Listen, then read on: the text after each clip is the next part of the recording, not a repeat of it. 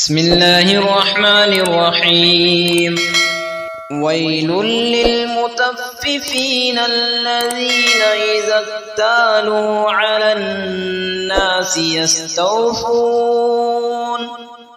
وإذا كالوهم أو وزنوهم يخسرون.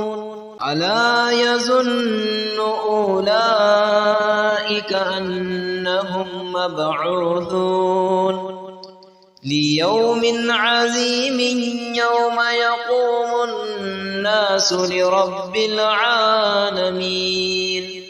كلا إن كتاب الفجار لفي سجين وما أدراك ما سجين كتاب مرقوم.